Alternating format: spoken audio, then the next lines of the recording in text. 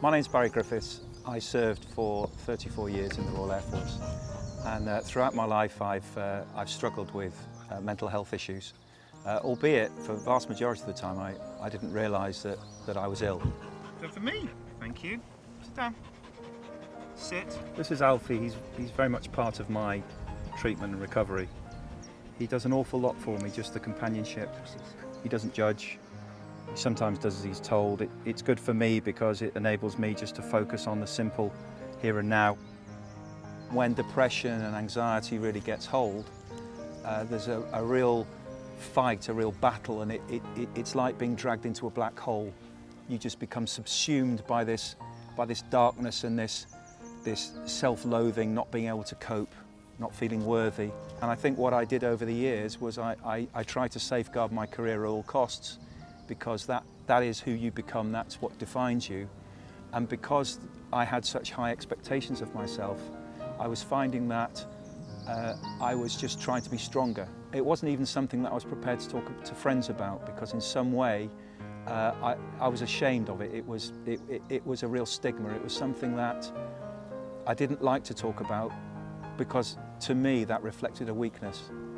And of course now I realise that it's far from that, because to me depression is trying to be too strong for too long, and eventually the body just says enough's enough.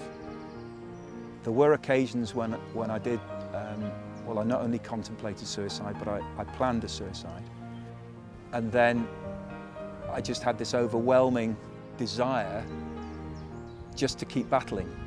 And it wasn't desire to be well, it was to keep battling, it was not to give up. Touch. Yes, good boy. There's a tendency when you're struggling with mental health to retreat into the back of your cave.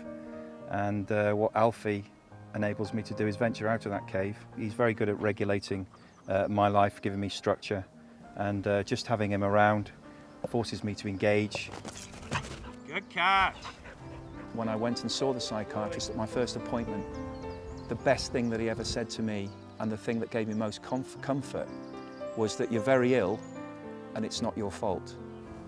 It was a genuine illness that was taken seriously, it was treated seriously, and once I accepted it was part of me and it was never going to go away, then it became easier for me to buy into the treatment. You're very clever. Give. I want to tell people that having a mental health issue, being psychologically ill, is okay. There's no stigma. No, I don't. For a long, long time, I was just not going to go and speak to anybody because it's going to affect my career. I don't want to go on any medication because it will affect my career. Well, I sit here now after 16 years or so of treatment to tell you that if you don't do something about it, it will not only affect your career, but it will affect your life. Roll over. Good boy.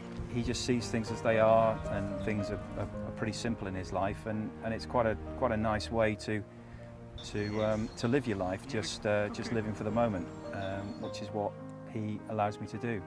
And in the process we have great fun, and that's something that I've not said for quite a number of years. So, you know, in that sense he's an indispensable part of my life now, and I love him very much.